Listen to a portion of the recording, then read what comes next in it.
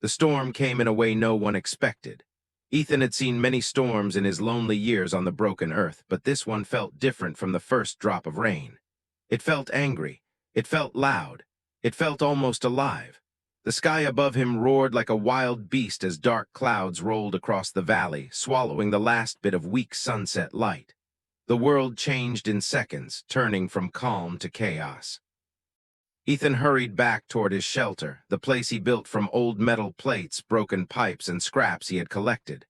It was small, cold, and ugly, but it was home. It kept him safe. It reminded him he was still alive, even when everything else around him felt dead. The wind pushed at his back as if trying to knock him down. His boots slipped in the mud, water splashing around his legs. Lightning tore across the sky, lighting up the valley for an instant. In that brief flash, Ethan saw the truth. The storm was stronger than anything he had survived before. Trees bent like they were made of paper. Rocks rolled down the hillsides. The world itself seemed to scream. He reached the shelter and slammed the metal door shut. Rain hammered against the roof, loud enough to make his ears ring. The walls shook. Dust fell from the ceiling. The whole structure groaned like it was afraid it wouldn't survive the night. Ethan sat on an old crate, pulling a thin blanket around his shoulders. Cold air slipped through the cracks in the metal, but he was used to it. He had been alone a long time, too long. Sometimes he wondered if he was the last human still breathing. Sometimes he wondered if he would ever speak to another living soul again. Another rumble of thunder shook the air. The storm didn't sound like weather. It sounded like a monster outside, angry that it couldn't reach him. He closed his eyes, taking slow breaths, trying to calm his heart. But then he heard something else. A crash. Not thunder. Not wind. Something heavy, something real. He froze. His hand slowly reached for the rusted metal pipe he kept for protection. He listened, every muscle going tight. The storm's roar seemed to fade for a moment, replaced by another sound, a thud, like something stumbling against the side of the shelter. Ethan stood up, heart racing. "Who's there?" he whispered, though he knew no one would answer. There were no people left here, and animals didn't try to open doors. Another thud. Then a scraping sound. Then the door burst open. Wind and rain exploded inside, knocking Ethan back a step. The storm crashed into the room like a living thing, but it wasn't the storm that took his breath away. It was the figure standing in the doorway.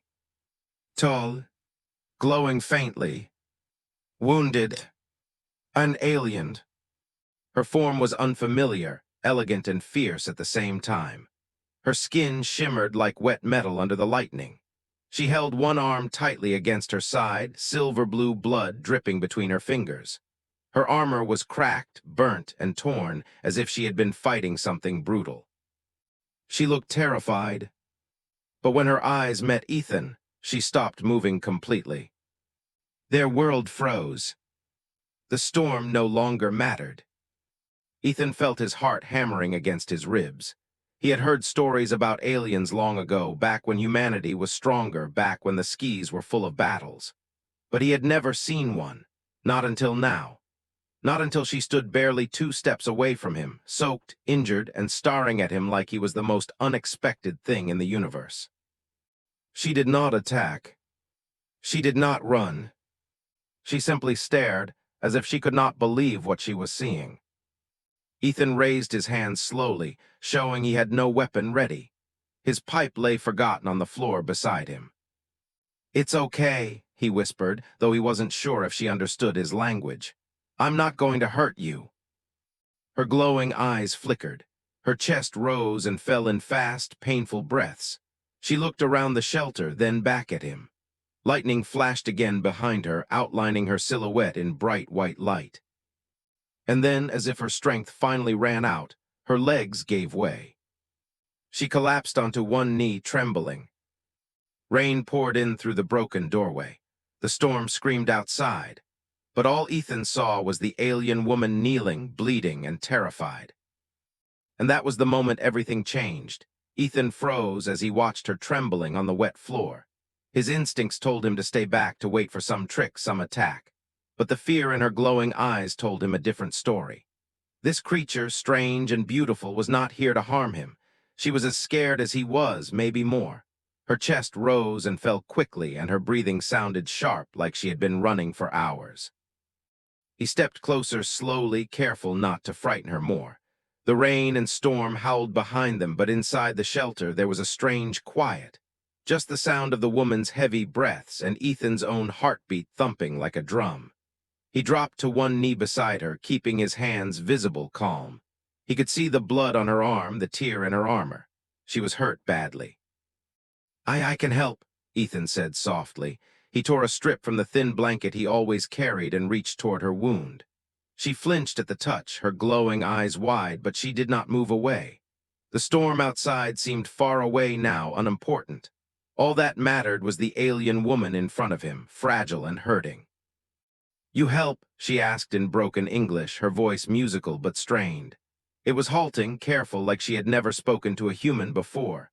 Her accent was strange, almost like a song of the stars. Ethan nodded. "Yes, I help," he repeated. His hands were gentle as he pressed the damp cloth against her wound. She hissed softly, a sound neither a human nor a cat would make, but she let him hold it there.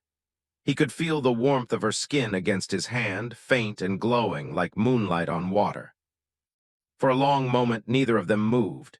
Ethan could see the fear in her eyes slowly melting into something else: caution, curiosity, perhaps even trust.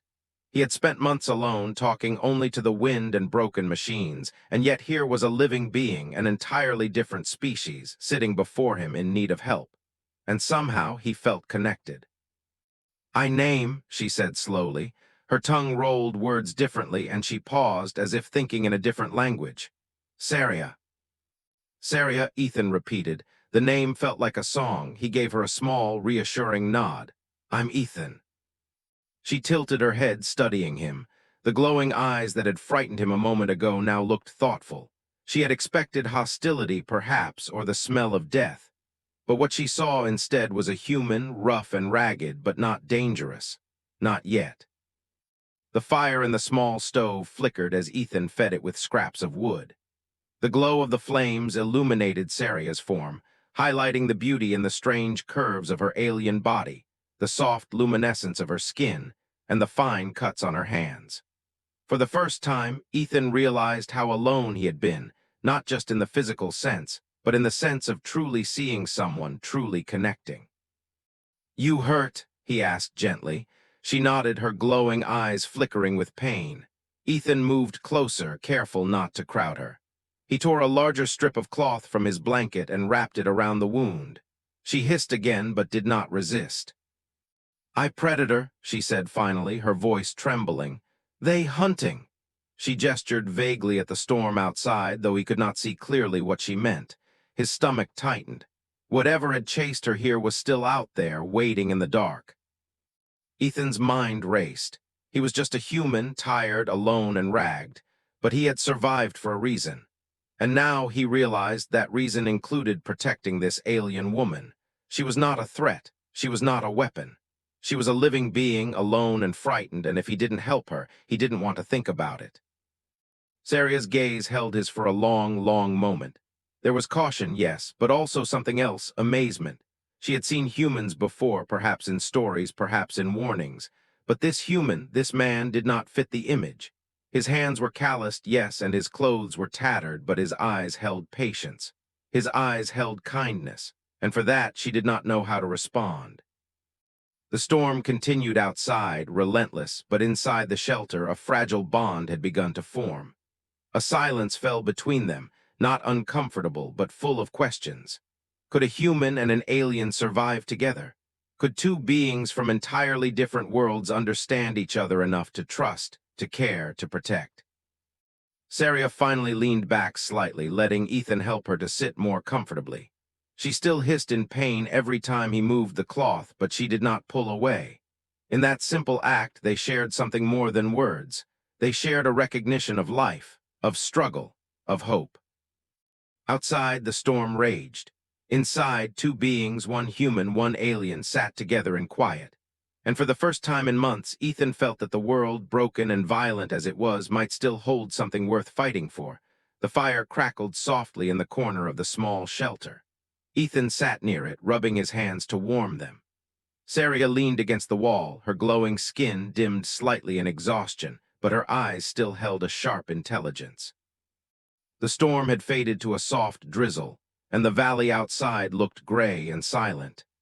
Yet inside, the air was thick with tension, curiosity, and a fragile trust that had begun to grow between them. Saria's breathing was still uneven, but she finally spoke, her voice quiet and careful. "Ship crashed," she said. "I separated from team."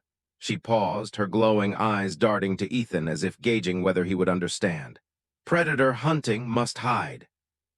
Ethan nodded slowly. He had survived predators before, wild animals, raiders, even desperate humans, but he had never seen anything like what this alien woman described. He could see the fear in her face, and it was real. "You're safe here," he said gently. "I'll keep you safe." She looked at him, and for a moment her glowing eyes softened. It was strange and beautiful. There was something in her expression that suggested disbelief, a mix of relief and astonishment. "You help, even human," she trailed off, uncertain how to say the words she meant. "Yes," Ethan said simply. "I help. Doesn't matter if you're alien, you need help, that's enough." Her lips curved faintly in a small, almost shy gesture, something close to a smile. Ethan could see her hand trembling as it rested against the blanket he had wrapped around her wound. Her armor was torn and bent in strange angles, and the silver-blue blood from her injury left faint streaks on the cloth. He worked quietly, pulling the cloth tighter, careful not to hurt her further. "Why humans usually fight, not help," she said, her voice soft, hesitant, filled with genuine confusion. Ethan looked into her eyes, his own tired and scarred. "Some humans, yes, but not all. Some survive by helping each other. That's how we stay alive." His voice was steady, though inside he felt the weight of years alone pressing down on him. "I survived this long. I survived because I helped, and sometimes because someone helped me." Saria studied him for a long moment.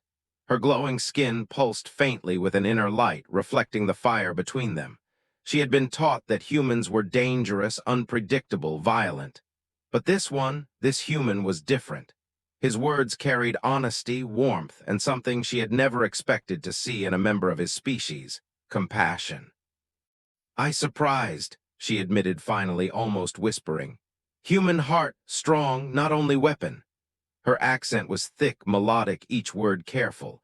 She touched her chest lightly with a trembling hand, as if she were trying to understand the feeling in her own terms. Ethan smiled faintly. "We're not perfect, we make mistakes, but when it matters, some of us do the right thing." Saria's gaze softened even more. "You different, other humans cruel, you survive not just body but heart." She paused. "You human worth." Her words faltered, but the meaning was clear. In her eyes he saw admiration, perhaps even something deeper, something that had nothing to do with survival or caution. The fire crackled again, filling the quiet gaps between them. Outside, the valley was gray and wet, but inside the shelter, two very different beings shared a moment of understanding that transcended language, culture, and species. Ethan finally spoke, his voice low, almost to himself. "I've been alone for a long time, thought no one else was left, but maybe I'm wrong." He glanced at her, his eyes soft. "Maybe not alone anymore." Saria's glowing eyes flickered as she considered his words. She had lived her life among her own kind, trained for battle, taught to trust few, and now she was discovering something alien not only in the humans she feared, but in herself. The fear was still there, but now it was mingled with something new, something hopeful. "I must survive," she said quietly. "Must go home if possible." But even as she said it, her gaze lingered on Ethan. There was a quiet question in her eyes. Could this human, fragile as he seemed, be more than just a temporary shelter? Could he be a companion in a world that had become cold and dangerous? Ethan did not answer right away. Instead, he offered her a simple nod and handed her a small cup of warm water. "For now, rest," he said. "We figure out next step later." Saria accepted it, her fingers brushing his briefly.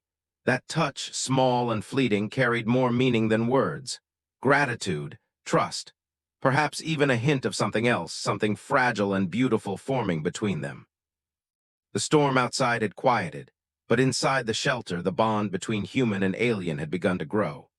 Two beings from entirely different worlds, one afraid and injured, one cautious but kind, found themselves connected in ways they could not yet explain. The fire flickered. The rain dripped from the roof, and for the first time in many nights, neither of them felt truly alone. The storm finally softened into a gentle drizzle, leaving the valley in a gray, cold silence. Ethan stepped outside the small shelter, letting the wet air wash over him. The mud clung to his boots, the wind still tugged at his tattered coat, and the valley looked empty and broken, yet peaceful compared to the chaos of hours before. Saria followed slowly, leaning against the wall for support, her glowing skin dim in the pale light. She moved carefully, each step cautious, as if the world outside was as dangerous as the storm that had just passed. Ethan had been alone for so long that even the quiet of the valley felt strange. And yet this silence brought no comfort. His mind raced. He had seen signs, broken trees, deep claw marks in the mud, strange noises during the storm, that something had been hunting Saria. Whatever had caused the wreck of her ship was not gone. Whatever had chased her here was still near, waiting, patient. Suddenly a low, guttural sound rose from the valley floor. Ethan stiffened. The hair on the back of his neck stood on end. It was deep and throaty, something alive, something enormous. Saria's head snapped up, her glowing eyes wide with recognition and fear. "It followed," she said, her voice trembling. Her words were quiet, but they carried weight. She did not need to explain more. Ethan already understood.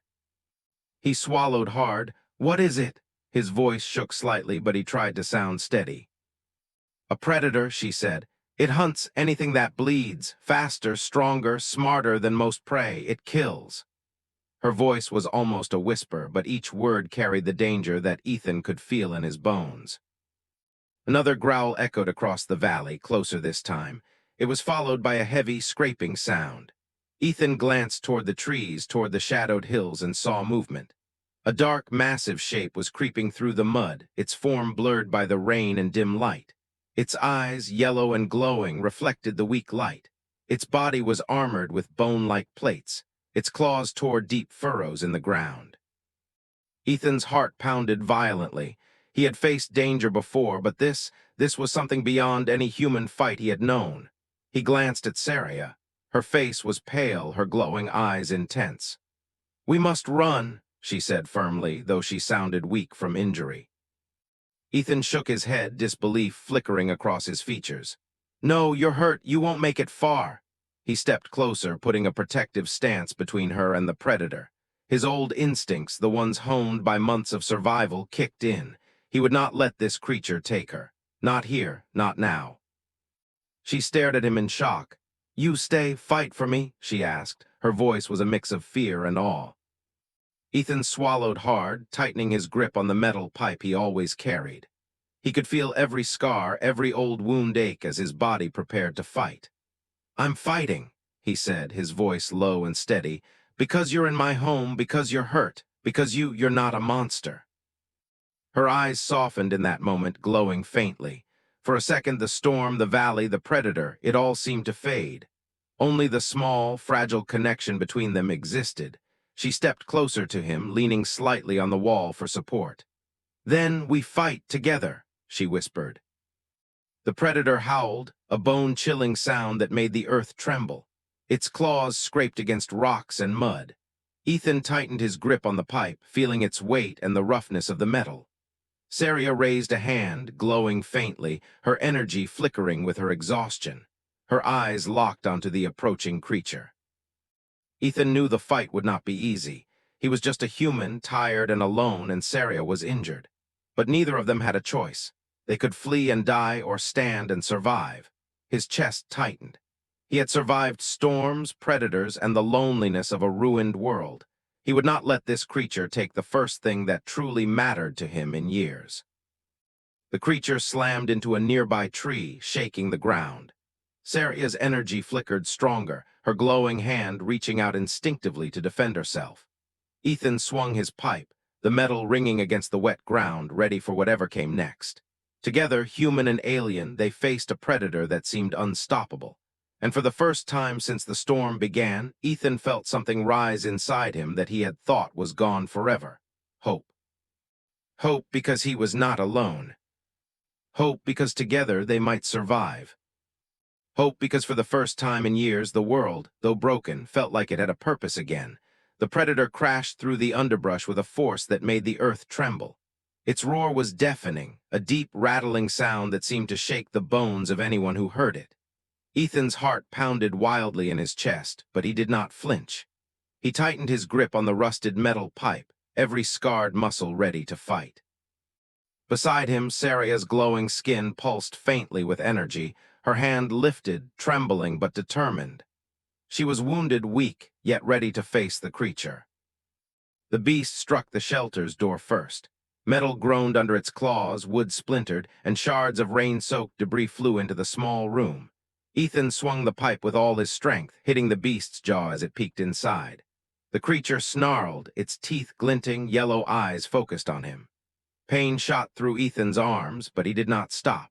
He could feel his heartbeat syncing with the rhythm of Saria's energy pulses beside him. "Saria," he shouted over the roaring storm outside. "Now hit it." Her glowing hand released a bolt of blue energy that struck the beast squarely in the chest. Sparks flew, and the creature recoiled with a screech that rattled the shelter. But it was not finished. It lunged again, faster and more furious than before. Ethan jumped aside, swinging his pipe at its leg, connecting with a sickening thud. The creature faltered for a moment, letting out a hiss that sounded almost like pain. "We can do this," Ethan yelled, blood mixing with mud on his arms. He could feel the adrenaline burning in his veins. Every scar, every hardship he had survived, the storms, the hunger, the lonely nights, had led to this. Now he was not alone. For the first time in years, he had a partner, someone fighting beside him, someone whose life mattered as much as his own. Saria gritted her teeth. Another bolt of energy surged from her hand, cutting through the rain and hitting the beast again. It staggered, claws scraping against the metal walls. Ethan lunged forward, striking its leg again with the pipe. The creature roared, thrashing violently, sending shards of metal and debris flying. Ethan's vision blurred with sweat and rain, yet he never let go of the pipe. "Ethan," Saria's voice rang sharp. "Move." He dove just in time as she unleashed one final surge of energy. The blue light struck the beast in its chest, burning, piercing, and shocking it. A terrible, guttural scream echoed through the valley. The predator stumbled, its massive form shaking, and then collapsed outside the shelter, defeated. Silence fell. Ethan lay on the floor, chest heaving, muscles trembling with exhaustion. He looked up at Saria, who was leaning against the wall, drained, her glowing hand now dim. Her eyes found his, and for a moment everything, the storm, the predator, the danger, melted away. "You saved me," she whispered, her voice soft and weak, yet filled with emotion. She reached a trembling hand toward him. Ethan smiled, blood and mud streaked across his face. "Guess humans aren't done surprising the galaxy," he said, his voice hoarse but steady. He held out his hand, helping her sit more comfortably against the wall. She allowed herself to lean against him, a fragile trust passing between them in that small gesture. The fire from the stove flickered, casting warm light on their exhausted faces. Rain still dripped from the broken roof, but inside the shelter, the storm of the world outside had passed. Ethan could feel the pulse of Saria's energy slowing, stabilizing, as if she trusted him enough to rest beside him. I thought I was alone," he said quietly, more to himself than to her. "I've survived for months. No one to talk to, no one to fight for. I thought maybe it didn't matter anymore." Saria's hand brushed lightly against his arm, glowing softly. "Human heart strong," she said. Her words were simple yet carried weight. "Not only body but heart, you care even now." Ethan looked at her, exhaustion making his features soft. "I care because you're here, not just an alien, not just a stranger. You survived this night. That matters to me." For the first time in months, Ethan felt something he hadn't allowed himself to feel. Hope. Not the fragile hope that faded with the wind, not the quiet hope of survival alone. This was hope born of connection, born of fighting beside someone who needed him as much as he needed her. Outside, the rain softened. The valley lay quiet again. Inside the shelter, two very different beings, a human and an alien, sat together, wounded, exhausted, but alive. Together. And that night, Ethan realized something crucial. Life was no longer just about surviving storms or predators. It was about protecting someone else. It was about trust and courage and the strange, powerful bond that could form between even the most unlikely allies. And as he looked at Saria, glowing faintly, breathing softly, he knew that whatever came next, they would face it together. Morning arrived quietly, pale and soft, like a promise after the chaos of the storm.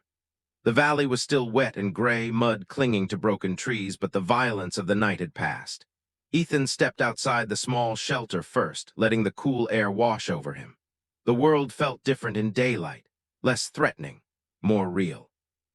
He breathed deeply, feeling the weight of exhaustion in his chest, the adrenaline of last night fatting replaced by a strange, calm clarity. Saria followed slowly, leaning on him for support. Her glowing skin now flickered faintly in the weak light, the energy she had used to fight the predator fatting with every breath. She moved cautiously, her eyes scanning the valley for any sign of danger. The predator was gone, vanished into the fog of the dawn, leaving only the marks of destruction behind. Ethan looked at her, his eyes soft. He had never met anyone like her, not human, not alien. She was fragile, and yet she had survived, fought, and trusted him. His chest tightened at the thought. He had lived in this broken valley for months, maybe years, always alone, always cautious. And now this alien woman, someone who should have been a stranger, perhaps even an enemy, was here depending on him. Her ship lay in ruins across the valley, twisted metal and broken panels sticking out like the ribs of some fallen beast. Smoke rose in thin spirals from its cracked hull, the faint smell of burnt fuel and metal still hanging in the air. Saria's gaze lingered on it, sadness and frustration flickering across her glowing eyes. "I must return to my people," she said softly, her voice almost a whisper, fragile yet firm. "Ship broken, signal weak." She looked at Ethan, searching his face, unsure how to ask what she needed. "I need help, human help if possible." Ethan hesitated. His eyes wandered to the ruined valley, to the remains of the predator's attack, to the life he had carved out here in isolation. He had survived by himself, yes. He had been cautious, careful, alone. And yet, the thought of helping her, of repairing the beacon, of reconnecting her with her people, made his chest feel full in a way he had forgotten. "I'll help," he said finally, his voice low but steady. "We'll fix the signal. I'll help you get home." Saria blinked, her glowing eyes brightening faintly. "You do this for me?" she asked, awe and disbelief in her voice. "For us," Ethan replied, surprising even himself. "Not just for you, for whatever this is, for what we could be." His words hung in the quiet morning air, fragile but sincere. She stepped closer, her glowing fingers brushing lightly against his cheek. The warmth from her touch lingered, almost like sunlight in the cold, gray valley. "Human, different from what we were told," she said softly. "Human heart strong." Her words trembled with honesty, admiration, and something deeper, something unspoken. Ethan looked down at her hand, then into her eyes. He felt the weight of what she said. Humanity had been diminished, spoken of as weak, short-lived, fragile.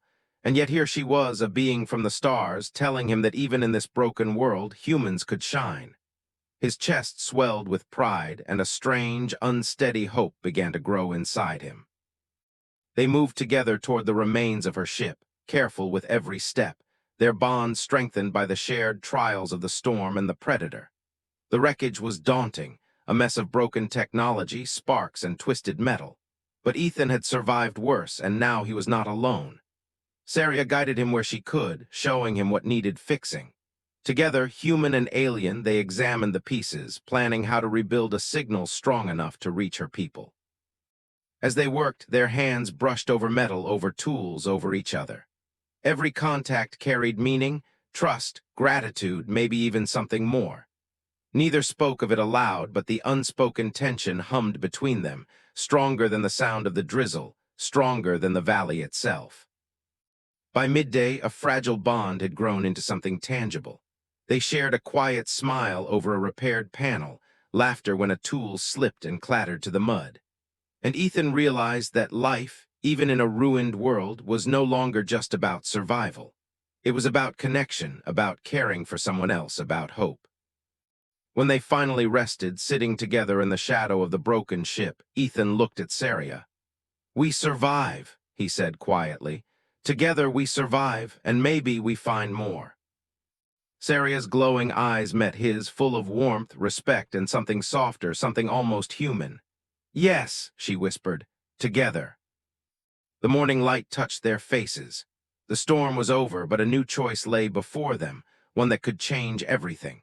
And for the first time in a long time, Ethan felt ready to embrace it. By the time the sun had fully risen, the valley glowed in pale gold, wet mud reflecting the light like broken mirrors. Ethan and Saria sat together near the broken ship, both exhausted but alive.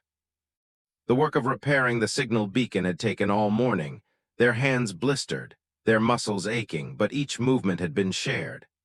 They had laughed quietly at mistakes, exchanged small smiles, and felt something grow between them, something fragile and yet unbreakable. Saria looked at the sky, the clouds scattering in thin wisps. Her glowing skin seemed to shimmer brighter in the soft sunlight. "Signal ready," she said, voice small but filled with relief. "Ship come soon, rescue yes." She paused, then looked at Ethan with something she rarely showed, vulnerability. I want you to come with me." Ethan froze, his chest tightened. He had spent years alone in this broken valley, surviving storms, predators, and solitude. Leaving it behind would mean stepping into the unknown, a vast universe far from anything he had ever known. Yet when he looked into her glowing eyes, he felt a pull stronger than fear, stronger than logic. She was not just an alien, not just a stranger. She was someone who had survived beside him, who had trusted him, who had changed him without even trying. He swallowed hard, fighting the doubt in his mind.